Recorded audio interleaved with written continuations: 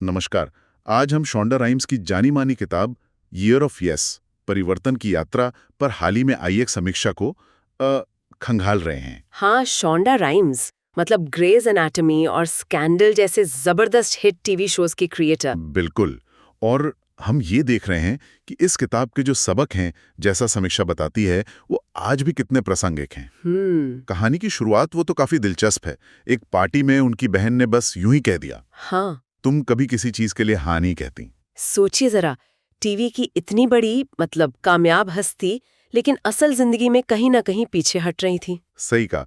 और इसी एक बात ने, इसी टिप्पणी ने उन्हें 1 साल का वो चैलेंज लेने पे मजबूर कर दिया। बिल्कुल। और ये चैलेंज, जैसा समीक्षा भी कहती है, सिर्फ बाहरी चीजों के लिए नहीं था, जैसे पार्टियों में जाना या भाषण देना। अच्छा। हाँ, ये एक गहरा मतलब अंदरूनी बदलाव लाने का फैसला था।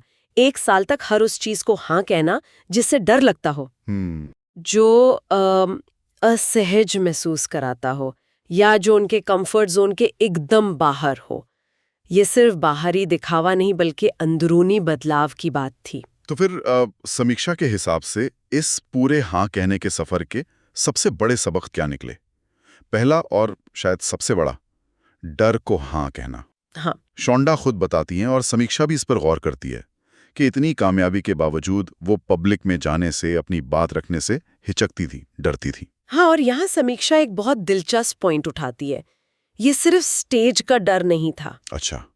ये डर शायद थोड़ा गहरा था कि कहीं सफलता के बावजूद कम न दिखें। हाँ। कहीं लोग ये ना सोचे कि वो इसके लायक नहीं है। वो क्या कहते हैं? Imposter syndrome. हाँ, वो इम्पोस्टर सिंड्रोम, जब अपनी ही काबिलियत पर शक होने लगे। हाँ। समीक्षा कहती है कि हाँ कहने की प्रक्रिया ने उन्हें इस डर का सामना करने में मदद की, और ये समझने में कि साहस अक्सर डर के दूसरी तरफ ही होता है, डर के पार। डर के पार। वाह, ये इम्पोस्टर सिंड्रोम वाली बात वाकई सोचने लायक है। तो डर का सामना करने के अलावा इस हाँ कहने के साल में और क्या अहम सबक मिले, जैसा समीक्षा में बताया गया है? देखिए, डर पर काबू पाने का जो ये सिलसिला है, वो कहीं ना कहीं अपने देखभाल से जुड़ता है, और यही उनका अगला बड़ा सबक था। अपनी देखभाल। हाँ, सेल्फ केयर। समीक्षा बताती हैं कि उन्हें एहसास हुआ कि वो लगातार दूसरों की ज़रूरतों को हाँ कहते कहते खुद को नज़रअंदाज कर रही थी।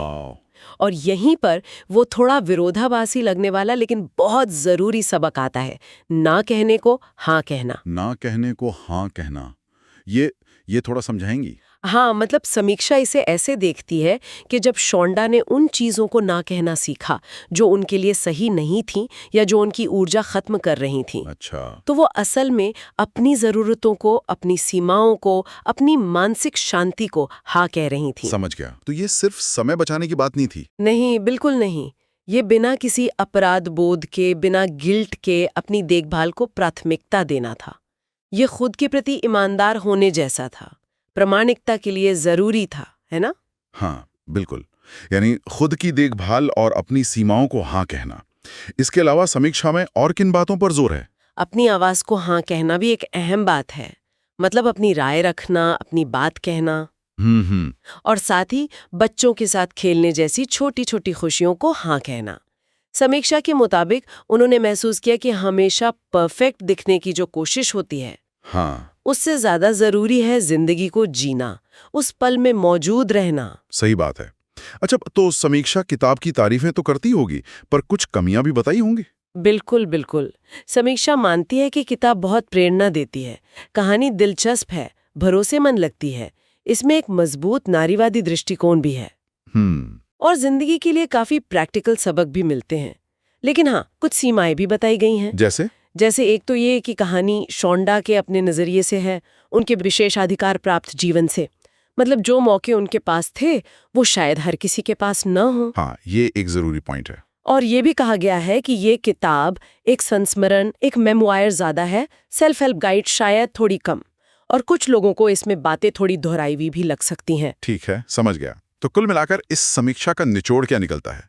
ईयर ऑफ यस का असल मतलब क्या है फिर? समीक्षा के अनुसार ये किताब बस आंख बंद करके हर चीज को हाँ कह देने के बारे में नहीं है। नहीं है। नहीं, बल्कि ये खुद को चुनने के बारे में है, खुशी को चुनने के बारे में है और डर के बावजूद हिम्मत मतलब साहस को चुनने के बारे में है। खुद को चुनना, खुशी को चुनना, साहस को चुनना। हाँ, और ये उन लोगों के लिए खास तौर पर मददगार हो सकती है जो जिंदगी में कहीं अटका हुआ सा महसूस कर रहे हैं, जिन्हें ना कहने में मुश्किल होती है, जो स्वभाव से अंतर्मुखी हैं या जो एक ज्यादा प्रामाणिक, ज्यादा सच्ची जिंदगी जीना चाहते हैं। और शायद उनके लिए भी जो डर या बर्नआउट या वही इम्पोस्टर सिंड्रोम से जूझ रहे हैं। बिल्कुल, ये उन्हें हिम्मत दे सकती है, उन्हें सशक्त महसूस करा सकती है। वाकई बहुत दिलचस्प विश्लेषण रहा ये।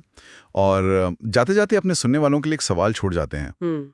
आज ऐसी कौन सी एक छोटी सी चीज हो सकती है जिसे हाँ कहने से किसी के जीवन में कोई अनजाना लेकिन सकारात्मक बदलाव आ सकता? कि भाई कंटेंट पसंद आया तो लाइक करें, चैनल सब्सक्राइब करें ताकि आगे की समीक्षाएं पहले मिले और कमेंट्स में बताएं अगली किताब कौन सी हो।